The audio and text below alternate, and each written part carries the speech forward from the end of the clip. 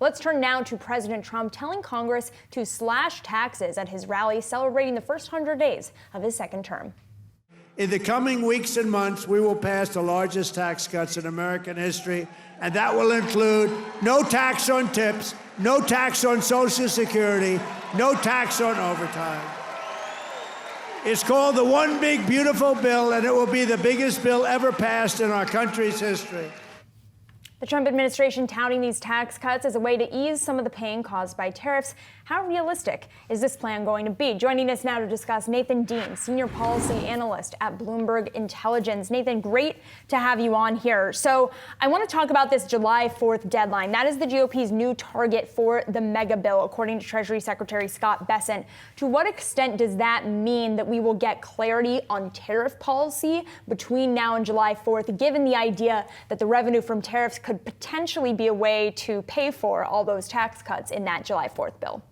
So I don't think you're going to see much in the way of clarity on the tariff argument because they're almost two separate issues. Obviously, President Trump loves to say that he's going to use tariffs to pay for this tax reform, but Congress isn't exactly thinking about that. Now, this is a $5.3 trillion bill. The bulk of it goes to extending the 2017 Tax Cuts and Jobs Act. But there's about $1.5 trillion in additional, like President Trump was saying, no taxes on tips, no taxes on Social Security.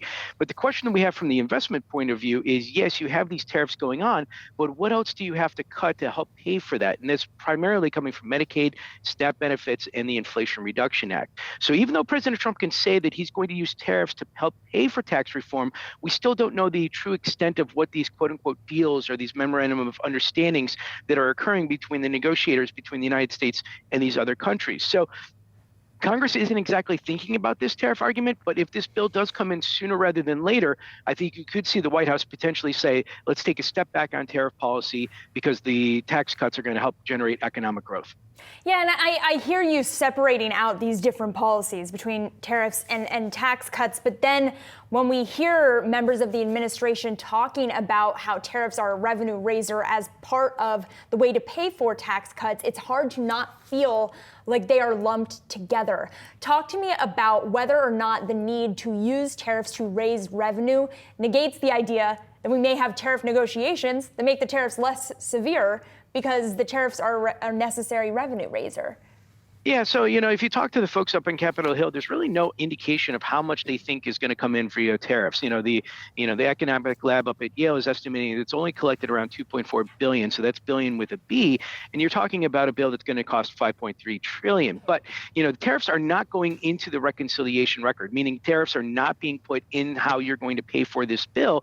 What the White House is saying is, look, we understand that you will have to pass this $5.3 trillion bill. Think of the tariffs coming from outside of this arrangement is helping to pay for that. And it certainly is going to give comfort to some of those Republicans that will ultimately vote for this, because one of our core scenarios is that when this passes, and we do think it can pass by the July timeframe, maybe not 4th of July, but definitely before the August recess, when this passes, we think that the deficit is going to increase substantially as a result of this, because we just don't see the pay force coming through the rest of the package, actually getting the votes to pass the House or the Senate. And Nathan, my co-host Jay Woods has a question for you. Hey, Nathan, thanks for joining us. We talk about that July 4th deadline. We've kicked deadlines down the road, so I think your recess is actually a good time frame for them to get this done. But how difficult is it going to be to pass? Because this was low-lying fruit, it seemed like, with the Republican administration to get that tax extension. Now it's muddied in the waters. So how much is this